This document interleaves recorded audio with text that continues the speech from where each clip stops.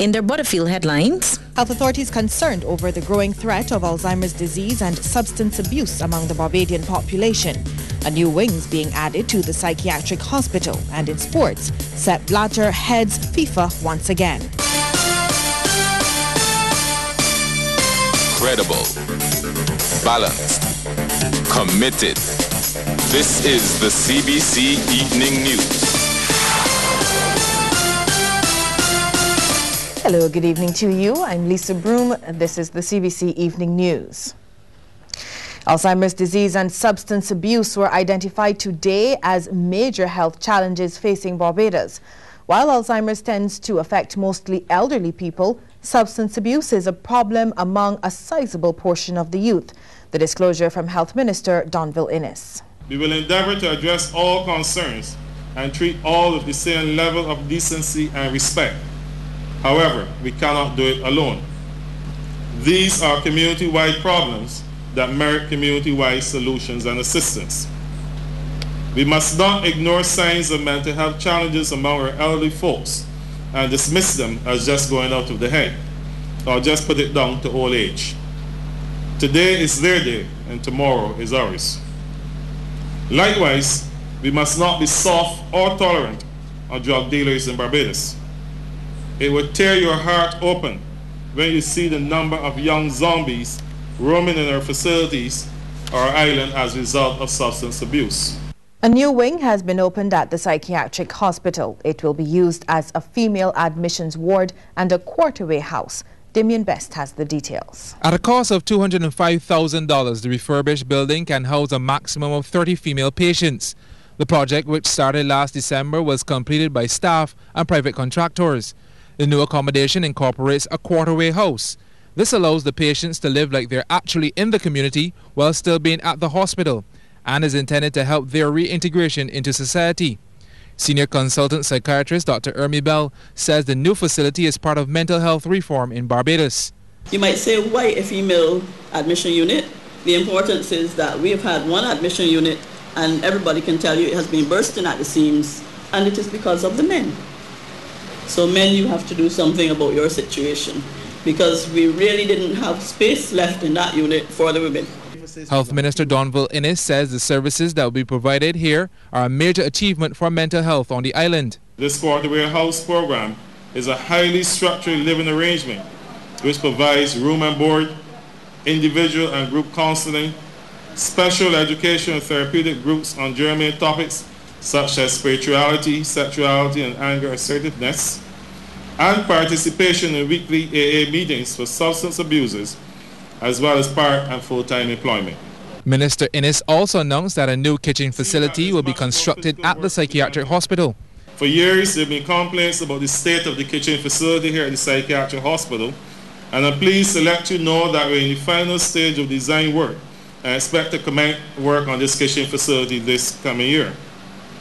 Other building works will continue here as we seek to make patients, staff and visitors experience a great degree of comfort. MP for St. Michael Northwest and Finance Minister Chris Sinclair says the refurbished building provides the hospital with additional capacity in tough economic times. We have to demonstrate that the weakest among us, or those who fall upon unfortunate circumstances, are as good as any other in the society, and that those among us who are capable of taking care of ourselves can only claim victory in our quest for development by the way in which we take care of those who can't take care of themselves or who fall upon unfortunate circumstances. This psychiatric hospital operates with an annual budget of $32 million, accommodates 550 patients, and has over 500 staff. Damien Best, CBC News. Director of the Caribbean Disaster Emergency Management Agency, Jeremy Cullimore, says Barbados and the region are unprepared to cope with natural disasters. His comments came as the 2011 Atlantic hurricane season officially started today. Using Tropical Storm Tomas and recent heavy rains as examples, Mr. Cullimore said development in the region is not taking place with such events in mind. We got to build the schools properly, and we got to site them appropriately. Our roads, we're increasing our road network. But to deal with what? To deal with a rainfall experience of 20 years ago, or maybe not 20 years ago, 50 years ago? So what is happening is that we are not re-articulating our development infrastructure to reflect the changes of the experiences that we are having or are likely to have. And that is where this dialogue between the climate change adaptation and the disaster risk managers need to take place. Mr. Cullimore says there's also a need for national housing policies to make disaster management planning in construction mandatory. What I think is required is that as we invest in our housing stock, we take due cognizance of these requirements for resilience and for them to be available as shelter, to be available to shelter the occupants during times of crisis. So we reduce the demand on the shelters. And we would like to probably call for a closer examination of how the housing policy may create more direct incentives for this resilience to be part of the housing sector. A new primary school set to open in September is among 120 emergency shelters at the disposal of Barbadians this hurricane season. The new school is the Blackman Gallop Primary School at Staple Grove, Christchurch, which will open in time for the coming school year. An amalgamation of the St. David's and South District primary schools, Blackman Gallop has been added to the list of Category 1 emergency shelters and is rated as one of the most modern hurricane shelters on the island. This year has also seen the removal of a few Category 1 shelters from the list. They are the Lodge School in St. John and the St. John the Baptist Church in St. James, both of which are currently under repairs. Additionally, the St. Elizabeth Resource Centre in St. Joseph is off the list. Officials of the Barbados Drug Service have been clarifying recent changes, especially the new dispensing fee which is applied at private pharmacies. Cheryl Yearwood was a guest this morning on the CBC call-in program Talk Your Talk on Q100.7 FM. She addressed one of the main issues now faced by the BDS. Our mandate has to be make every drug available in the public sector once it's a formulary product. And as I said earlier, if that product is not available at a pharmacy, you go to the pharmacist there should notify drug service and we will make it available. So there should be no case where there's a drug not available once it's available on island that we can't source and have available at the pharmacy. Now, alternatively, where people are saying if the drug is not available, why can't they get it at the private pharmacy and waive the dispensing fee? The logistics of that is just too horrendous to work out. How do we know that that particular patient tried a public pharmacy first and the public pharmacy is out of it when we come to reimburse the private pharmacy? Coming up, it's beginning to look a lot like crop over as officials conduct site visits and sponsors get on board.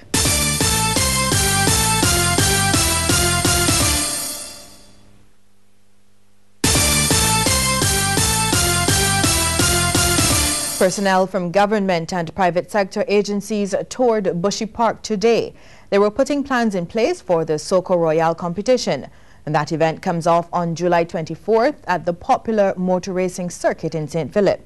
Production coordinator for the event, Aja, says plans are progressing smoothly.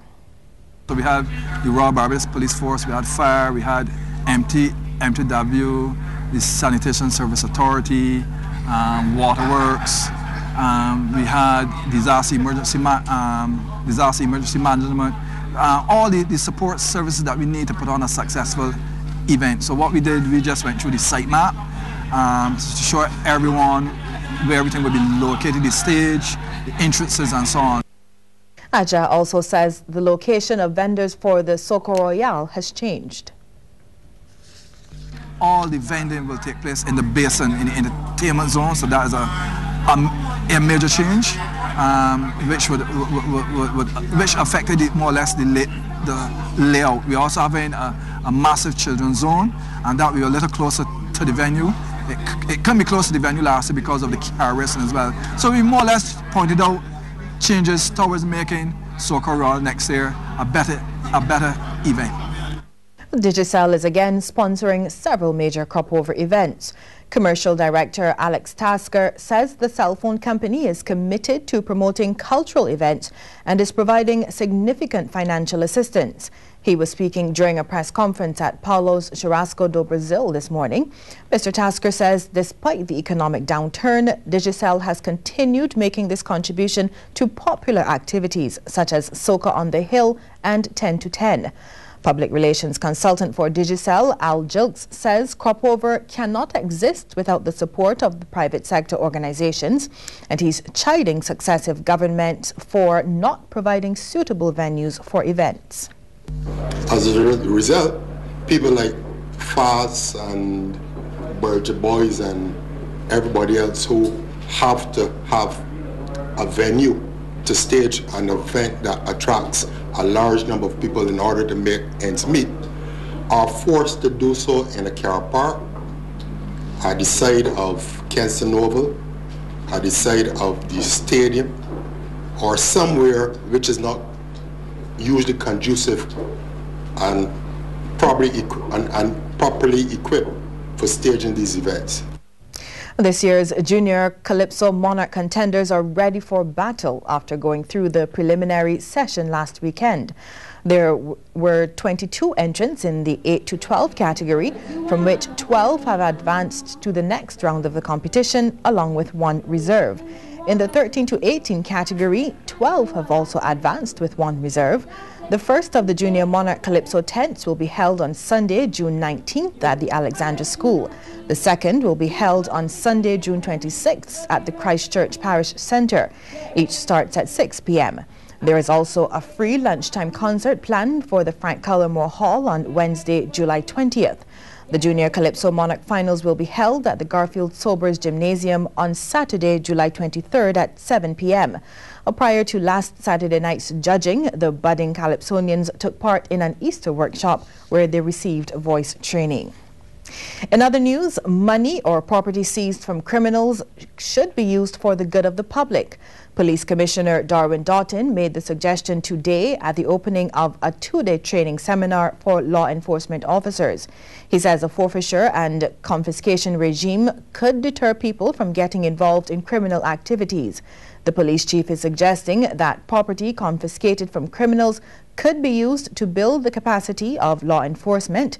Additionally, it could be used to right some of the wrong arising from the criminal act that was committed.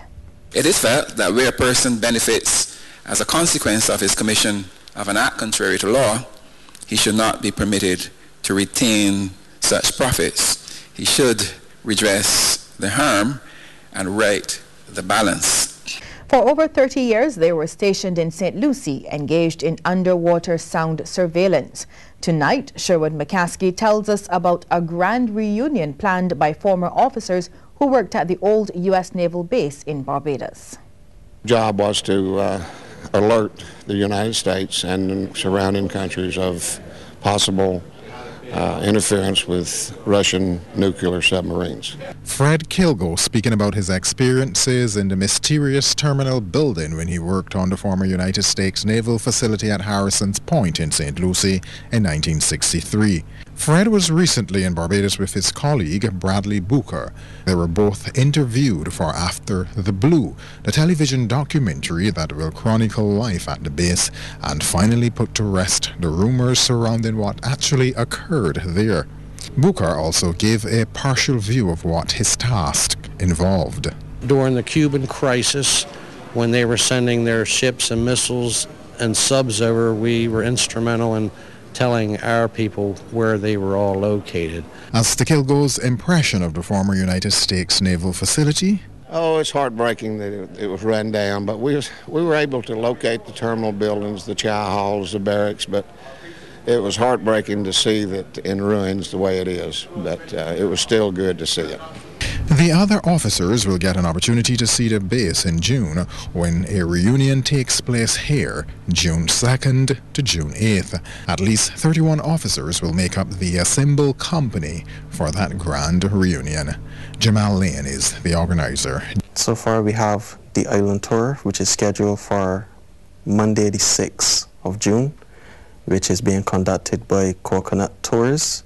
which will be a complete 360 tour, inclusive of a stop at the base and a Harrison's Cave tour as well. Sherwood McCaskey, CBC News. Still to come, a look at some of the stories making headlines across the region. But first, the courts quiz. Little Good Harbor Hotel in St. Peter is built on the site of a former fort. Name that fort. Before the break, we asked you which former fort was Little Good Harbor in St. Peter built on. The answer, Fort Rupert. Across the Caribbean, a look at the top stories making news in the region is brought to you with the compliments of First Caribbean International Bank. Get there together. Electricity companies in Barbados and the Caribbean have been mapping out a strategy to incorporate renewable energy into its generating mix.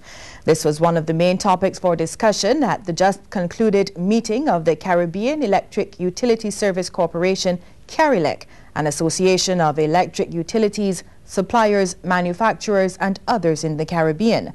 Marketing and Membership Coordinator Alison Pascal says there needs to be a vision and a strategy in integrating renewables. We are understanding that this is where the business is going and we are very willing to incorporate it. But like I said, it's a handshake arrangement between ourselves and the rest of our stakeholders. So we are not resistant at all to this, the idea of renewables, and it is not an easy task.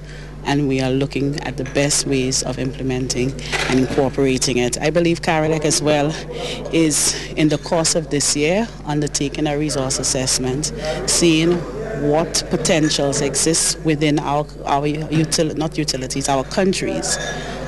the right fit. What are the renewable energy imperatives that exist and how we can best use them in our experience for various islands. Ms. Pascal says CARELEC wants to embrace all of the stakeholders because people need to understand the business. What we want to do moving forward, and be starting in September, is a road show.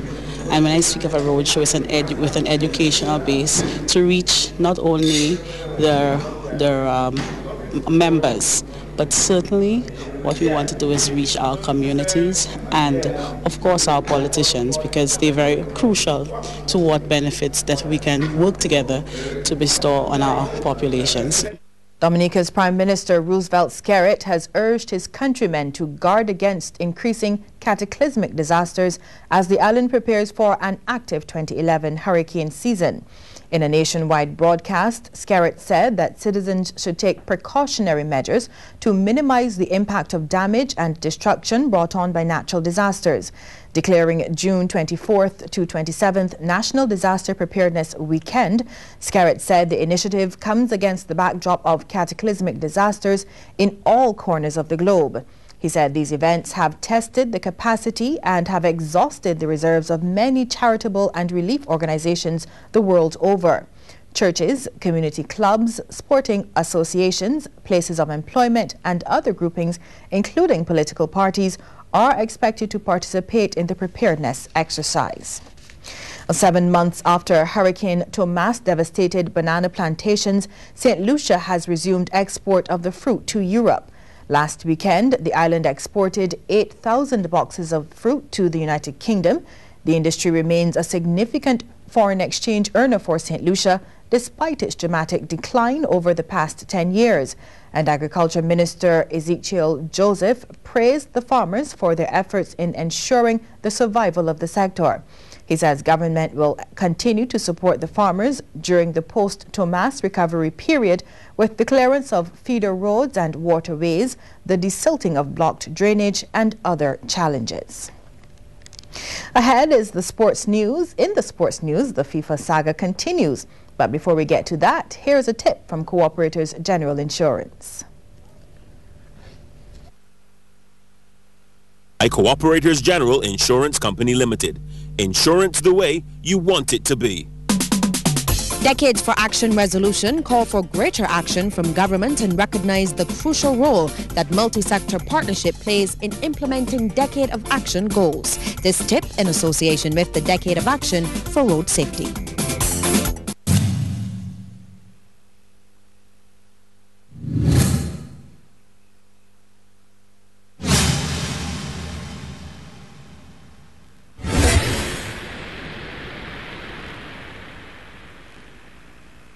Welcome to Lime Sports World.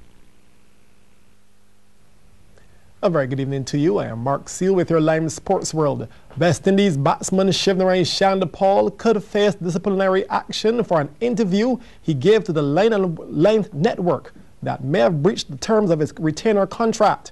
In a letter from the West Indies Cricket Board CEO, Dr. Ernest Hilaire, Chanderpaul was warned that his actions warranted discipline. CBC Sports has been reliably informed that the letter calls on Chanderpaul to give his explanation within 10 days. The WICB reportedly accused Chanderpaul of denigrating, in particular, the West Indies head coach, the selectors, the CEO, and the executive members of the board. During the recent Digicel series against Pakistan, Chanderpaul spoke of his relationship with the WICB during a lunchtime interview with the Line and Length Network. On the football, FIFA President Sepp Blatter has been voted in for a fourth term in office. The 75-year-old Swiss was the only candidate in today's election, with the English and Scottish Football Associations failing to delay the vote. Sepp Blatter sidestepped his harshest critics and won a fourth term as FIFA president today, running unopposed.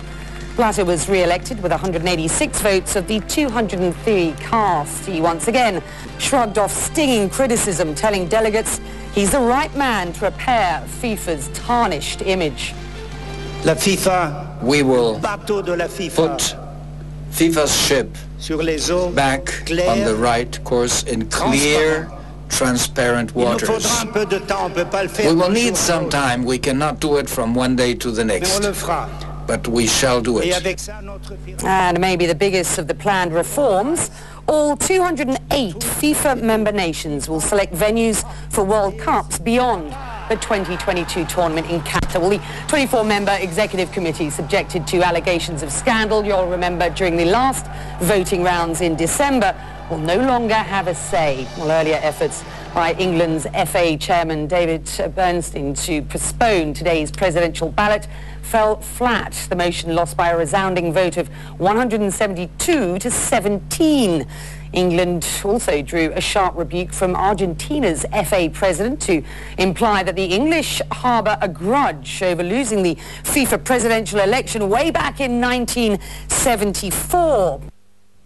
And still in that saga, a war of words has erupted following a move by interim CONCACAF President Lyle Austin to sack General Secretary Chuck Blazer, sparking more confusion in the Caribbean football fraternity as the fallout from the FIFA controversy continued. Barbadian Austin, who has replaced suspended Jack Warner, announced last evening that he had fired Blazer with immediate effect. But a separate CONCACAF statement subsequently rejected that assertion, noting that Austin had acted without any authority. However, Austin countered in another statement that it was within his authority to fire the American, pointing out that he had also sought legal advice in effecting the termination. In his first move on assuming the CONCACAF presidency on Monday, Austin controversially gave Blazer 48 hours to explain why he chose to investigate members of the continental governing body for misconduct, and to also explain who authorized him to hire the US-based law firm Collins & Collins to carry out those investigations. Now, yesterday, Blazer rejected Austin's demands, contending the authority fell within his purview. Austin, CONCACAF's senior vice president, took up the top post after Warner was suspended by FIFA's ethics committee on Sunday, pending an investigation into corruption allegations. It was Blazer, also a FIFA executive committee member, who had sent a report to FIFA last week indicating possible violations of the FIFA Code of Ethics, allegedly committed by Warner and bin Hammam, coming out of a meeting in Trinidad and Tobago earlier this month. On the field of play, though, defending champions Clayton's Colatonic Notre Dame demolished Pride of Gall Hill last night in the third round of the BFA's knockout competition. The Dames dropped a 4-0 whipping on Gall Hill, with Maradona Levine netting twice, and we had a goal each from Aaron Leacock and Daquan Adamson. Meanwhile, in the other game, Paradise defeated Bredens Hill 4-3 on penalty kicks after both teams failed to score during regulation and extra time. On the brink of the start of the Digicel Pearl Series with India, former Windies skipper Carl Hooper believes that the Windies have what it takes to beat the Indians, and they will turn in an even better performance than the one showed against Pakistan last month.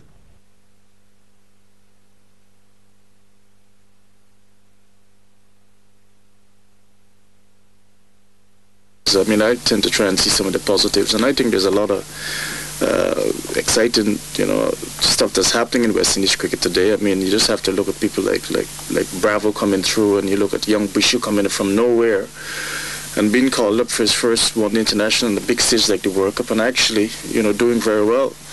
So, look, we've got India coming, and I'm sure that, look, if we play good cricket, we've got a very good chance of beating them. I mean, the last time I played against India here, I think once you bring India outside India, they tend to struggle a little bit.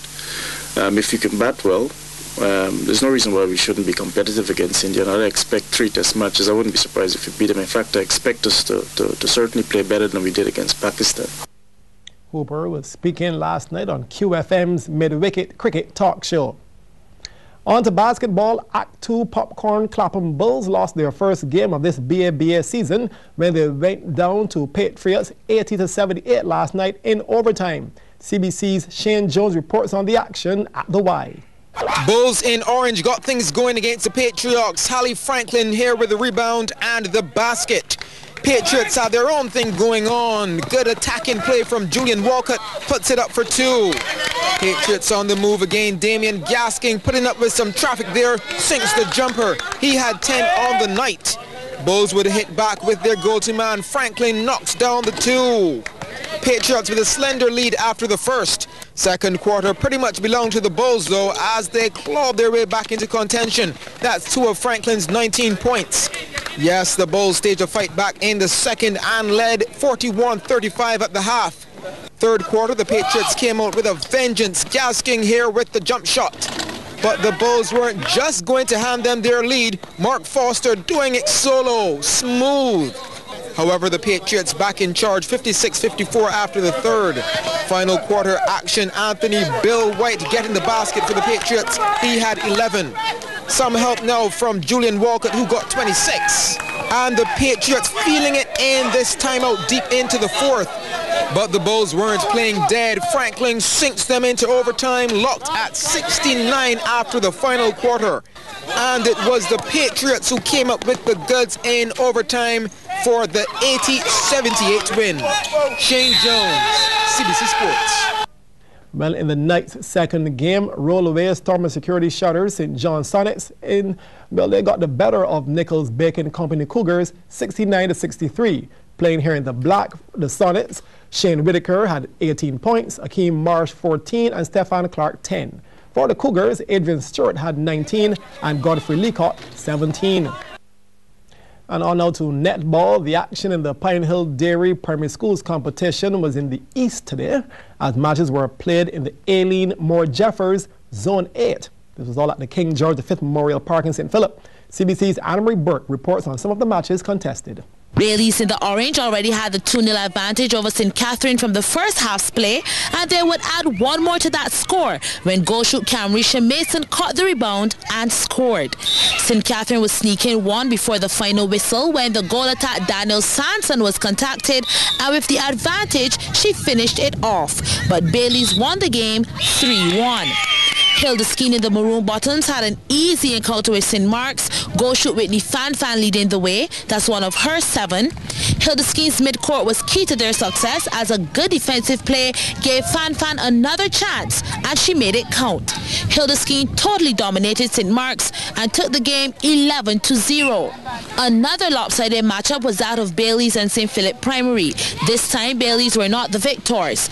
Actually, that's goal shoot Sayadine Nels from St. Philip. She was backed up by goal attack Mauricia Wickham. These two paired up to put 10 goals on the score sheet. Bailey's ended without a goal, 10-0 to St. Philip. And in what was a low-scoring affair, Gordon Walters with ball possession won 2-0 over St. Catherine. Here's that first goal. Quite an effort by both goal shoot Kalisha Lovell and goal attack Lorena Raymond, before it was Raymond to score. Lovell accounted for the other goal. It was a pretty easy shot. Anne-Marie Burke, CBC Sports. And that's it for sports.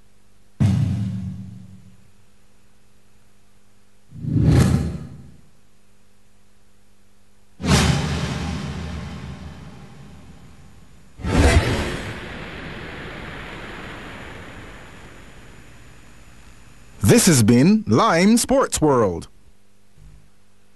And a very good evening to all. And the 2011 hurricane season got off to a fair and a hazy start here in Barbados. Even though it was sunny and warm for the most part, we had a marginal increase in wind speeds, and I'm sure it was not quite as uncomfortable as previous days. The high temperature right at the airport, let's take a look, got up to 31.6 degrees Celsius. The minimum temperature was 26.4.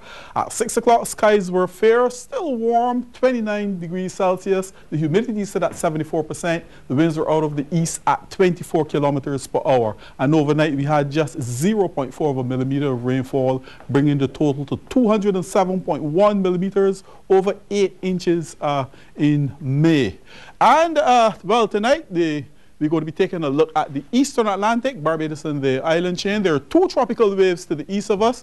The first is in the vicinity of 23-24 degrees west, with the activity to the south of 16 degrees north, most of it embedded in the intertropical convergence zone. And of course, we're going to be tracking that wave quite closely as it moves across the area. There's another tropical wave approaching 50 degrees west, somewhere around 47-48 degrees west, well to the south of 10 degrees north. Not a whole lot of convection associated with this wave, but of course we're going to be continuing to track that wave. That should be reaching us sometime around Friday.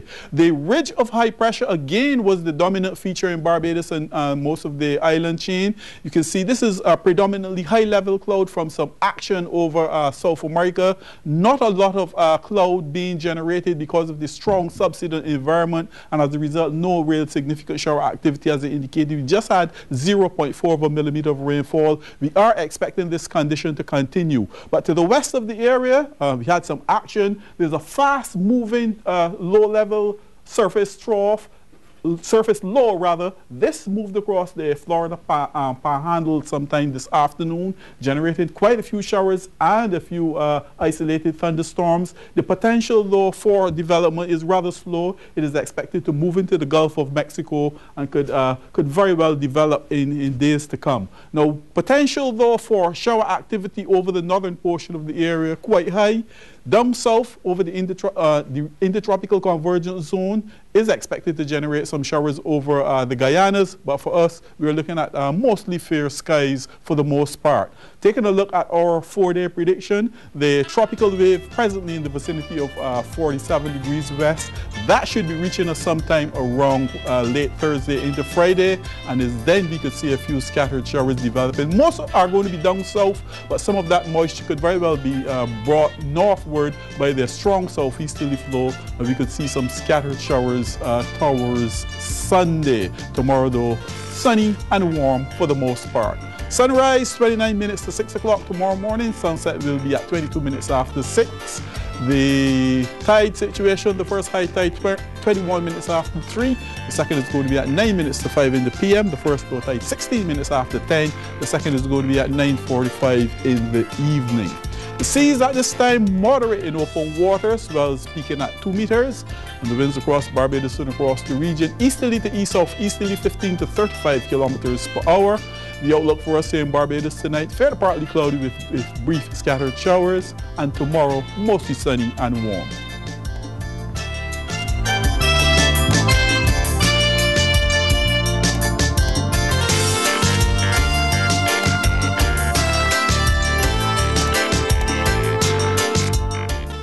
Tonight's business report is brought to you by the Barbados Public Workers Cooperative Credit Union Limited, where you belong.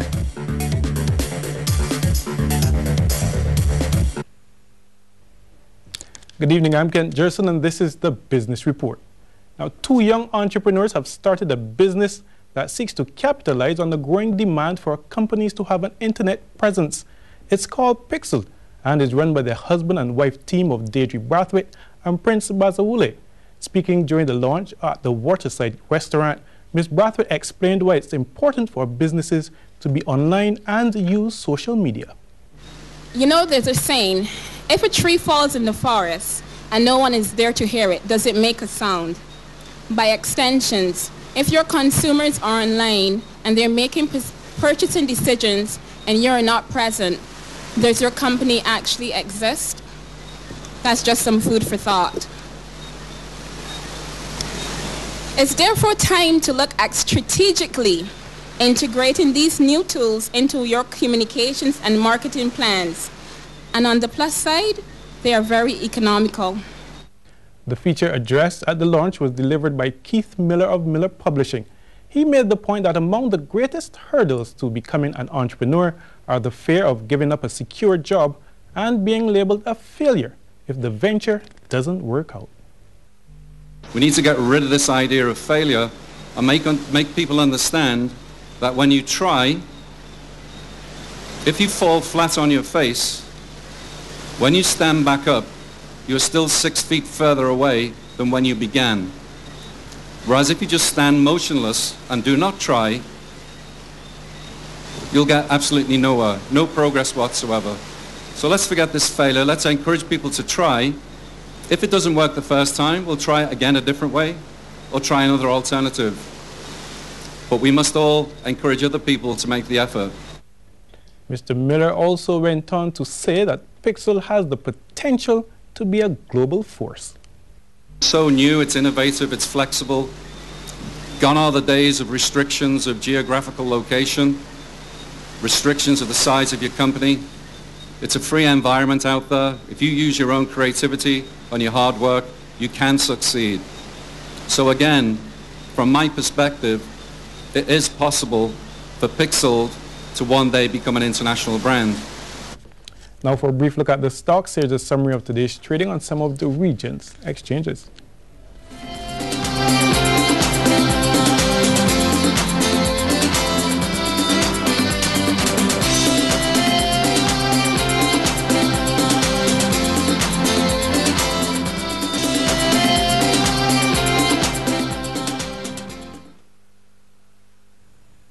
The Barbados Public Workers Cooperative Credit Union. This is where you belong. Over the years, we've cared for you to help you meet your needs. Trustworthy, dependable, so you can grow financially. The Barbados Public Workers Cooperative Credit Union. Excellent service, all values strong. Barbados Public Workers Cooperative Credit Union. This is where you belong. A look at business further afield now. Less than encouraging economic reports have sent stocks on Wall Street tumbling. Some analysts say it's a long overdue market correction. CNN's Richard Quest and Alison Cossack discuss the details. What on earth has caused this fall out of bed this afternoon? Well, we did get the first of 3 jobs reports we're getting this week. This one coming out today from payroll processor ADP. And I'll tell you what, Richard, it missed big. The expectation was that private companies added 175,000 jobs in May. Guess what we got?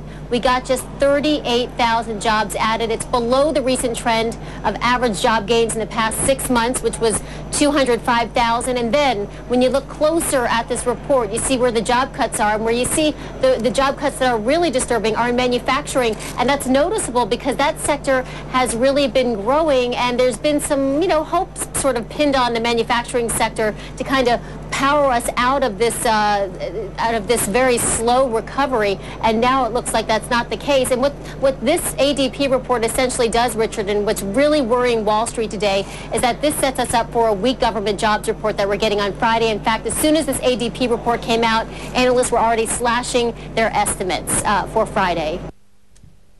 That's business. We'll be back right after the break. Tonight's business report was brought to you by the Barbados Public Workers Cooperative Credit Union Limited, where you belong.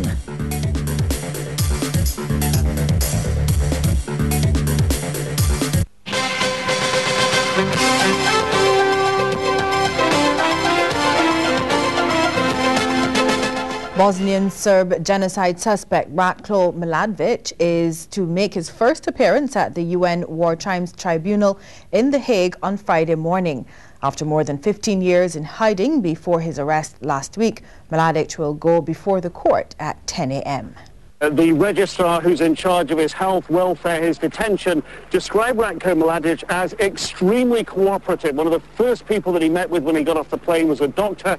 Officials here are saying that he has no major medical issues that they've seen so far, that the treatment and assessment that he's getting from the tribunal's doctor is normal. It's going exactly the way that they say it's gone with other detainees, which is an indication he doesn't have any major health issues.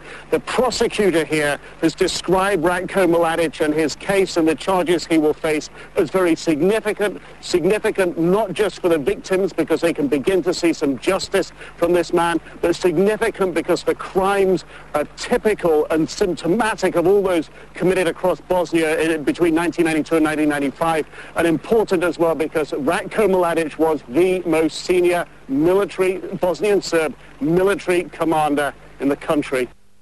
Japan's Prime Minister will face a major political challenge tomorrow as a result of his handling of the nuclear crisis earlier this year. On the other hand, the UN's nuclear watchdog agency has praised the country for its response to the crisis. The opposition Liberal Democratic Party has filed a no-confidence motion against Nader Khan and his cabinet. It accuses him of mismanaging the response to the March 11 earthquake and tsunami. The UN's nuclear watchdog agency is praising Japan's response to the nuclear crisis, calling it exemplary. But in a preliminary report, it found planning before the disaster was inadequate because Japan had underestimated the tsunami threat to its nuclear plants. Now, here in this image, you can see that 14-meter-high wall of water bearing down on the Fukushima Daiichi plant on March 11. Now, the plant's walls were designed to withstand a tsunami half that height. The IAEA team leader says that risks can be managed by preparing for the worst. Natural disasters, you perhaps can't predict the precise moment of when they might occur.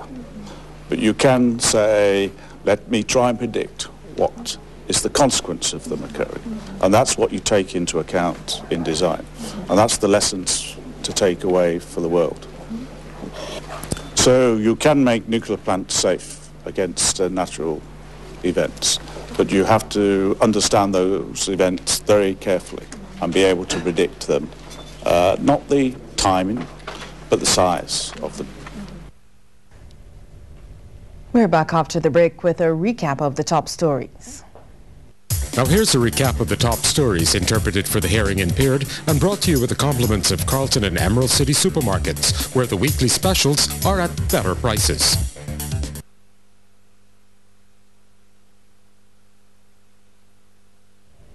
Alzheimer's disease and substance abuse were identified today as major health concerns facing Barbados.